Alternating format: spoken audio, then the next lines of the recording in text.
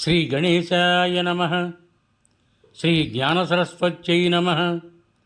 శ్రీ గురుభ్యో నమః. శ్రీ మహాగాయత్రీమాత్రే నమః. శ్రీ మహాగాయత్రీమాత యూట్యూబ్ ఛానల్కు అందరికీ స్వాగతం. ఆహ్వానించువారు కాశీవజ్ర సుబ్రహ్మణ్య శర్మ, నిడదవోలు. నార్పల తిక్కయ్య స్వామి అంతిమ భాగము కొనసాగింపు. ముక్తులు ఆత్మానందానుభవ పూర్ణులు అయిన తిక్కయ్య స్వామి తమ దేహం చాలించే సమయం ముందుగానే తెలిపినారు. ఒకనాటి సాయంకాలం చినతిమ్మారెడ్డి, సింగనమల నారప్ప, మద్దిమాని నాగప్ప వెంటరాగా తిక్కయ్య స్వామి కొల్లాపురమ్మ గుడి వద్ద నిలిచి, తిమ్మారెడ్డి, 1 రూపాయి ఇవ్వు అన్నారు. ఇప్పుడు నా వద్ద లేదు స్వామి, ఇంటికి పోయి తెత్తునా అని రెడ్డి సమాధానం. జేబులో వెతకవయ్యా అని స్వామి ఆదేశం. రెడ్డి తన జేబులో చేయి పెడితే 1 వెండి రూక చిక్కింది. ఆశ్చర్యంతో అతడు ఆ వెండి బిళ్ళను స్వామికి అందించాడు. స్వామి శక్తి కొలది ఆ రూపాయి బిళ్ళను దక్షిణ దిశగా విసిరివయించినారు. వెంట ఉన్న భక్తులు చాలాసేపు వెతికి దానిని పట్టుకున్నారు. అది దట్టంగా బ్రహ్మజముడు పొదలు మిర్రు పొలాలున్న చోట పడింది. స్వామి ఆ చోటనే తమ శరీరం భూస్థాపితం చేయవలనని తిమ్మారెడ్డిని ఆదేశించినారు. ఊరికంత దూరాన ఆ పాడుపడిన చోట ఎందుకు స్వామి అని భక్తులు అడిగితే, అది పుణ్యభూమి, పవిత్ర భూమి, దాని చుట్టూ జనావాసం పెరుగుతుంది, నా సమాధి గ్రామ కేంద్రం అవుతుంది అన్నారు. చీకటి పడుతుండగా అందరూ తిరిగి గ్రామం ప్రవేశించారు. తిమ్మారెడ్డికి ఆ రాత్రి నిద్ర పట్టలేదు. స్థల నిర్దేశం చేశారంటే స్వామి శరీరం చాలించే సమయం వచ్చినట్లే అని రెడ్డి దుఃఖించాడు.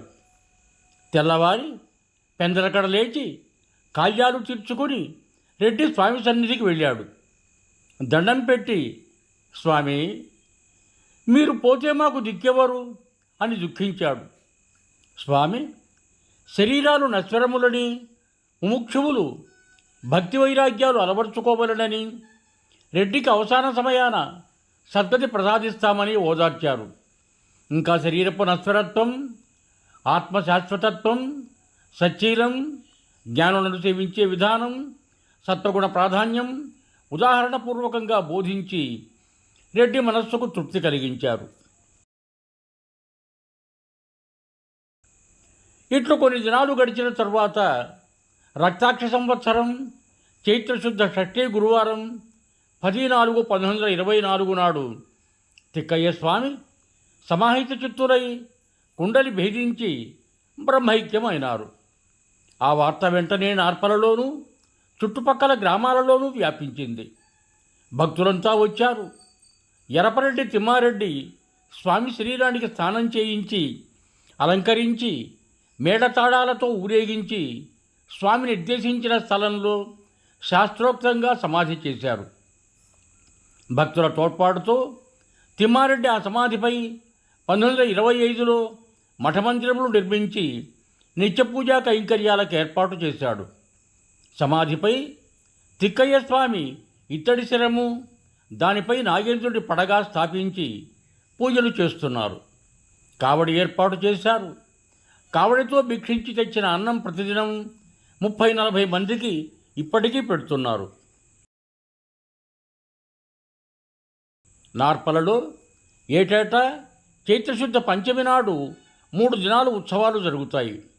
పంచమి నాడు ఉట్ల పరస, షష్ఠి నాడు స్వామి ఆరాధన, సప్తమి నాడు సమాపనం జరుగుతాయి. ఆ 3 దినాలు అక్కడ గొప్ప సంత జరుగుతుంది.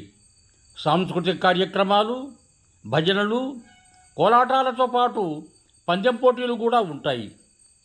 ఎర్రితాతకు ఎక్కడి నుండో వచ్చిన తిక్కయ్య స్వామి మందిరం కట్టించినట్లే సుదూర ప్రాంతాల నుండి వచ్చి ప్రౌఢ నిర్భర వయ పరిపాకంలో సన్యాసం స్వీకరించి నియమనిష్టలతో కావడన్నం తింటూ దైవారాధన చేస్తున్న రాయవరం శేషయ్య గారనే మహానుభావుడు తిక్కయ్య స్వామికి మందిరం కట్టించాడు. తిక్కయ్య స్వామి దేహం చాలించిన తేదీ 10/4/1924, రక్తాక్షి చైత్ర షష్ఠి గురువారం తెలుసు గాని ఆయన జన్మతిథి తెలియదు.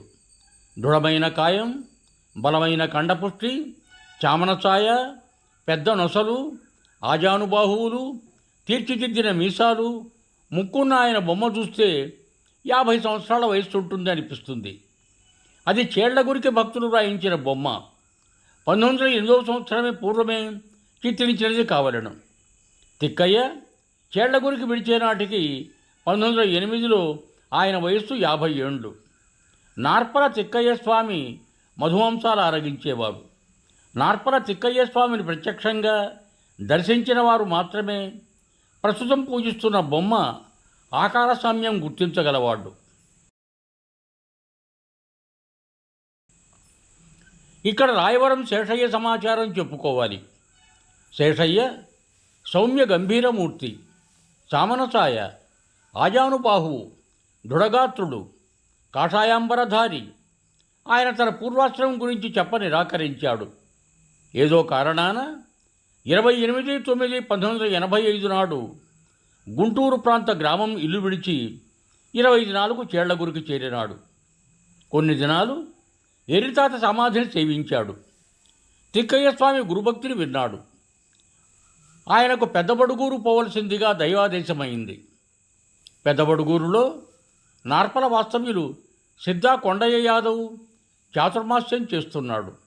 సిద్ధా కొండయ్య శేషయ్యను నార్పలకు రమ్మన్నాడు. శేషయ్య గుంతకల్లు చేరి రైల్వే ప్లాట్ఫారంపై పడుకున్నాడు. పోలీసులు వచ్చి ఆయన జేబులో ఉన్న 380 రూపాయలు పంచా చొక్కా లాక్కొని పంపారు. శేషయ్య 70 కిలోమీటర్లు నడిచి మరలా పెద్దబడుగూరు చేరి చల్లడం మాత్రం ధరించి సిద్ధా కొండయ్య ఎదుట నిలిచాడు.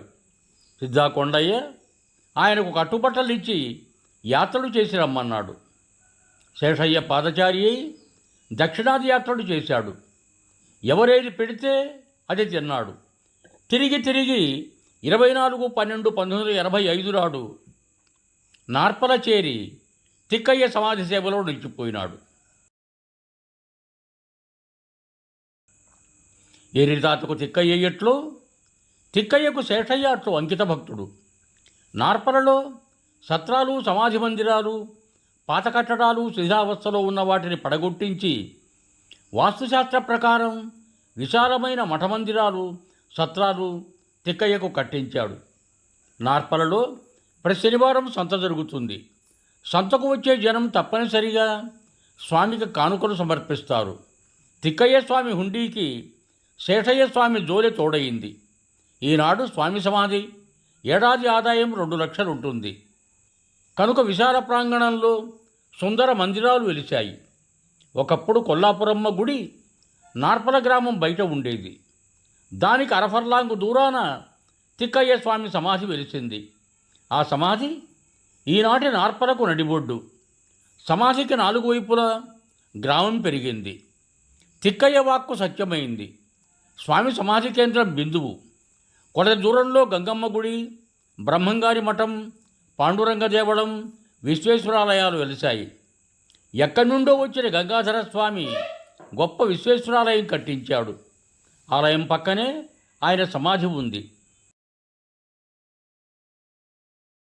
తిక్కయ్య స్వామికి నైవేద్యంగా తెచ్చే కావడన్నం 20-30 భక్తులకు సరిపోయేంత ఉంటుంది. కానీ 100 మందికి పెట్టినా మరికొంత మిగిలి ఉంటుంది. ఇది నాటి నుండి నేటిదాకా సాగుతున్న స్వామి లీల.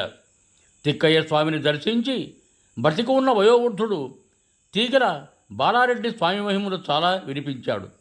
స్వామి తమ తొడపై కొట్టి దమ్మిడీలు తీసి ఇచ్చేవారని, రోగార్తులకు తమ వడలు నలిచిన మన్ను సర్వరోగ నివారిని ఔషధంగా ఇచ్చేవారని బాలారెడ్డి కథనము. సంపూర్ణం.